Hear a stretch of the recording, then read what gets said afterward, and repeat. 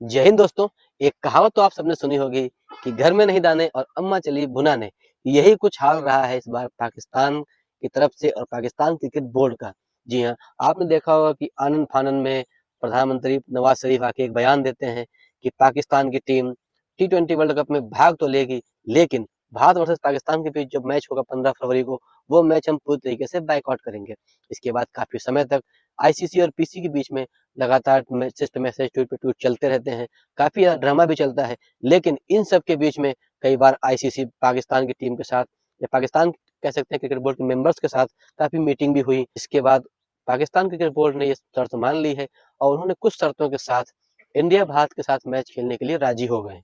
जी हाँ, अब उनकी जो शर्तें थी वो शर्तें मैंने आपको बताई थी, लेकिन उससे पहले आपको इस चीज़ सोचिए कि आप जो इतना ताव में आके आप अपनी चीज़ बोल देते हैं कि उसके बाद आपको खुद पलटना पड़ता है। जिस प्रकार से पाकिस्तान के पीसीबी की जो चीफ मोहसिन नकवी हैं, उनका आपने देखा होगा कई बार बयान देके पलट जाते हैं।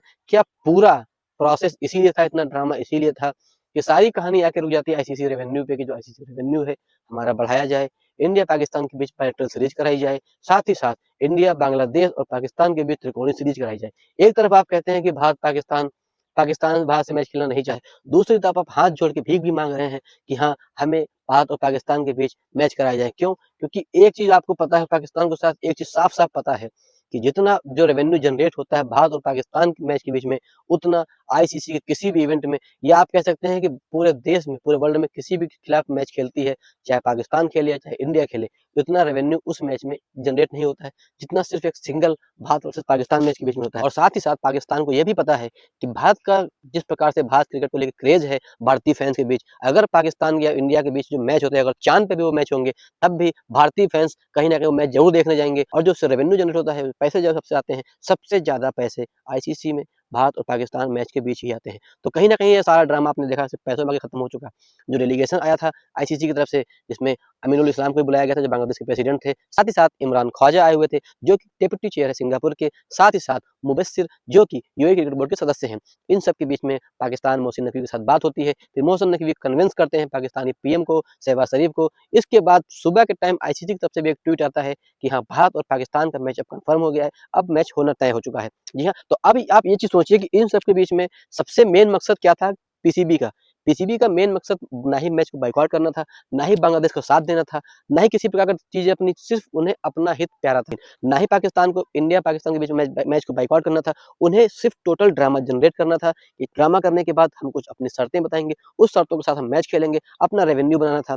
उन्हें प्रॉब्लम आईसीसी से नहीं है, उन्हें प्रॉब्लम है आईसीसी में जो भारतीय 2 लोग हैं, जो मेन पद पे इसमें हैं, जैसे कि संजय गुप्ता जो कि अपने आईसीसी के सीईओ हैं, साथ ही साथ आईसीसी के चेयरमैन जो कि जय शाह साहब हैं।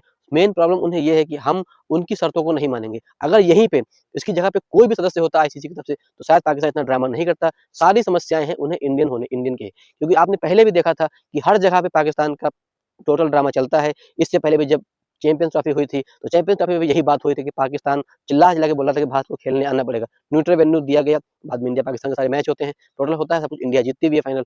अब ये चीज़ है कि आपने सारा ड्रामा किया, लेकिन आप ये चीज़ भूल गए कि अगर आप आसमान में थूकोगे, तो थूक आपके ऊपर ही गिरेगा आके, क्योंकि जो आईसीसी के जो हक में है, आप उनसे नहीं लड़ सकते।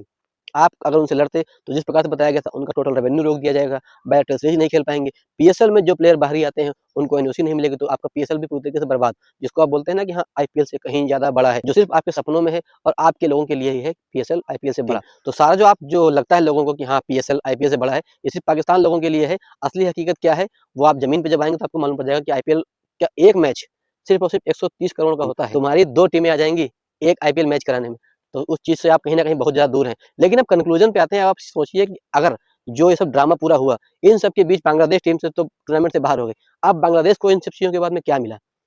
हाँ, हालाँकि पाकिस्तान क्रिकेट बोर्ड की माँग है कि आईसीसी को जो बांग्लादेश का रेवेन्यू है वो दिया जाए। अगर माँग मान लेते हैं, तो क्या बांग्लादेश को रेवेन्यू मिल जाएगा? अगर रेवेन्यू मिलता है, तो क्या जो प्लेयर खेलने आते हैं उनको पर मैच की जो फीस होती है, मैन ऑफ द मैच होता है, मैन ऑफ द सीरीज़ होता है, उन चीज़ों से कहीं न कहीं बांग्लादेश पूरी तरीके से वंचित हो गया।